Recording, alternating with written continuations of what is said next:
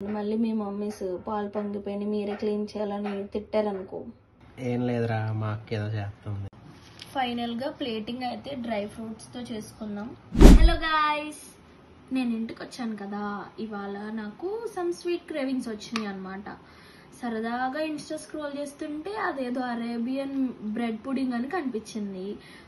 సర్లే కదా, ఖాళీగానే ఉన్నాను కదా అని చెప్పి రిలయన్స్కి వెళ్ళి మిల్క్ మేడ్, ఇంకా కస్టర్డ్ పౌడర్, బ్రెడ్, ఇంకా ఇంట్లో ఉన్న డ్రై ఫ్రూట్స్ అన్నీ తీసుకుని ఆ స్వీట్ అయితే మేక్ చేసేస్తున్నా.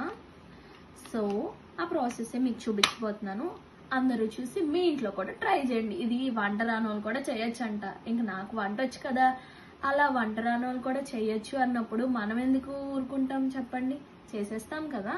సో అందుకే ట్రై చేస్తున్నాం. అంత అయ్యాక మీకు కూడా టేస్ట్ ఎలా ఉందో చెప్తాను. నాతో పాటు ప్రాసెస్ మీరు కూడా జాగ్రత్తగా అబ్జర్వ్ చేసి మీ ఇంట్లో మీ కజిన్స్ అందరికీ ఈ సమ్మర్లో చేసి పెట్టండి. సూపర్ అనకపోతే అప్పుడు చూడండి. ఇప్పుడు ఫస్ట్ ప్రాసెస్ ఏంటంటే, నేను 1/2 లీటర్ మిల్క్ తీసుకున్నాను. దీనిని ఫుల్గా బాయిల్ చేసుకోవాలి. అదే ప్రాసెస్ ఇక్కడ కంటిన్యూ అవుతుంది. పాలు పొంగిపోకుండా చూసుకోండి. మళ్ళీ మీ మమ్మీస్ పాలు పొంగిపోయి మీరే క్లీన్ చేయాలని తిట్టారనుకో, ఆ బాధలు వేరే ఉంటాయి యాక్చువల్లీ.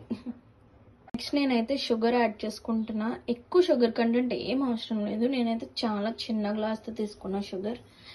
ఇది ఫుల్గా కూడా అవసరం లేదు, ఎందుకంటే మనం కండెన్స్డ్ మిల్క్ యాడ్ చేసుకుంటాం కాబట్టి. సర్లేండి, వేసేద్దాం. ఇదంతా కూడా మిక్స్ చేసుకుందాం.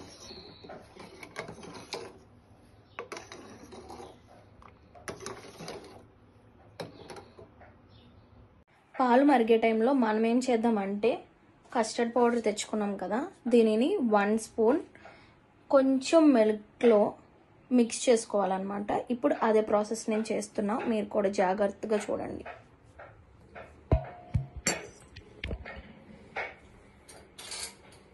స్పూన్ తీసుకున్నా,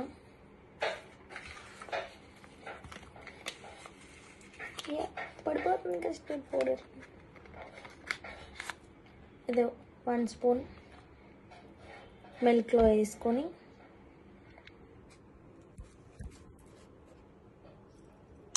బాగా మిక్స్ చేసుకుందాం.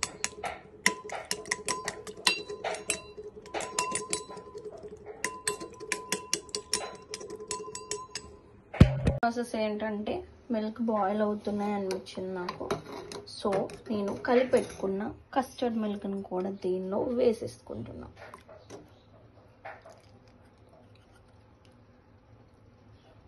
వేసుకొని ఫుల్గా కలుపుకుందాం.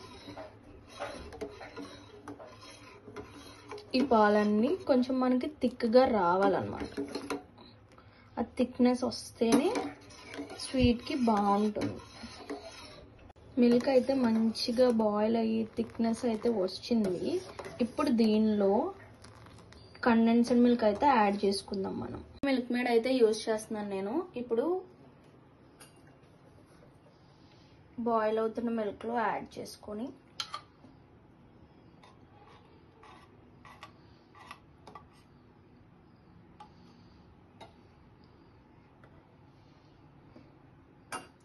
బాగా మిక్స్ చేసుకుందాం.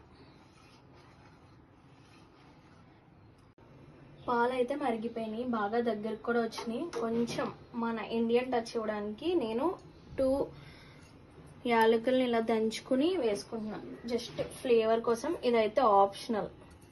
నాకు ఇలాచీ ఫ్లేవర్ ఎక్కువ ఇష్టం కాబట్టి నేను వేసుకుంటున్నాను, కానీ మరీ ఎక్కువ కాదు, ఓన్లీ 2 యాలకులు మాత్రమే. కలిపేసుకొని ఇప్పుడు ఫుల్గా చల్లార్చుకుందాం మిల్క్ని అయితే. అప్పుడు నెక్స్ట్ ప్రాసెస్ చేసుకుందాం. డన్. మిల్క్ చల్లారిని అనమాట. ఇప్పుడు మనం నెక్స్ట్ ప్రాసెస్ అయితే చూద్దాం. డ్రై ఫ్రూట్స్ అయితే చాప్ చేసి పెట్టుకున్నాం. ఇవి క్యాష్యూస్, ఇంకా బాదం. పిస్తా లేవని పిస్తాస్ చేయలేదన్నమాట. మీరు పిస్తాస్ కూడా యాడ్ చేసుకోండి, బాగుంటుంది.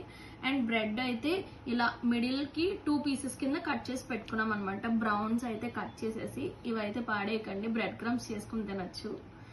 నా దగ్గర అయితే ఇది మొత్తం చేయడానికి ఈ ట్రే అయితే యూజ్ చేస్తున్నాను. నార్మల్ గా నేను యూట్యూబ్ వీడియోస్ లో అయితే సిల్వర్ ఫాయిల్ ట్రేని అయితే యూజ్ చేస్తున్నారు అందరూ. నాకు అవైలబుల్ లేదు కాబట్టి నేను ఈ ప్లాస్టిక్ ట్రే అయితే తీసుకున్నా. ఇప్పుడు ప్రాసెస్ చేద్దాం. నెక్స్ట్ ఎలా అరేంజ్ చేసుకోవాలో అన్ని కూడా. ఫస్ట్ స్టెప్ ఏంటంటే మిల్క్ యాడ్ చేసుకోవాలన్నమాట. ఏం లేదురా, మా అక్క ఏదో చేస్తుంది. ఏంటి బాబా అన్న ఇంకోసారి? ఏం లేదురా, మా అక్క ఏదో చేస్తుంది. కండెన్స్డ్ మిల్క్ ఇంకా కస్టర్డ్ పౌడర్ కలుపుకున్న మిల్క్ అయితే యాడ్ చేసుకోవాలి దీనిలో. ఫస్ట్ లేయర్ కింద ఇది. నెక్స్ట్ మనం కట్ చేసుకున్న బ్రెడ్స్ని ఇలా ఒకటి పరుచుకోవాలి నీట్గా.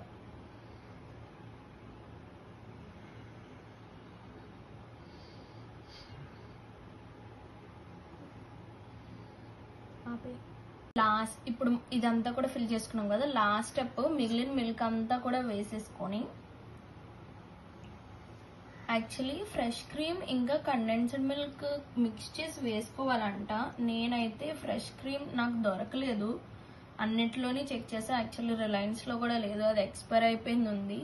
అందుకే నేను ఓన్లీ మిల్క్తోనే చేస్తున్నా.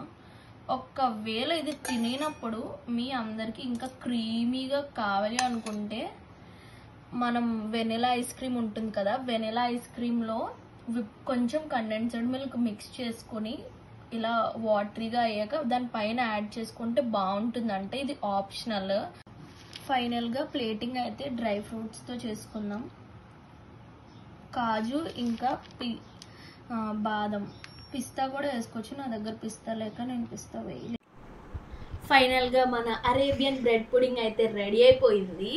2 hours ఫ్రిడ్జ్లో పెట్టి డిన్నర్ అయ్యాక డిజర్ట్లా తినేద్దాం. So stay tune to Esha Kiran మై. టేస్ట్ చేసి ఎలా ఉందో చెప్పేస్తాను. ఇప్పుడు టేస్టింగ్ టైం. ఫైనల్లీ నేను చేసిన అరేబియన్ పుడింగ్ సక్సెస్. మీరు కూడా ట్రై చేయండి అందరూ. మా ఫ్యామిలీ, మా కజిన్స్ అందరికి బాగా నచ్చింది. ఈ సమ్మర్ లో best and time saving sweet ఏదన్నా ఉంది అంటే ఈ అరేబియన్ బ్రెడ్ పుడింగ్. తప్పకుండా ట్రై చేసి కింద కమెంట్ సెక్షన్ లో ఎలా ఉందో మీరు కూడా కమెంట్ చేయండి. Thank you all.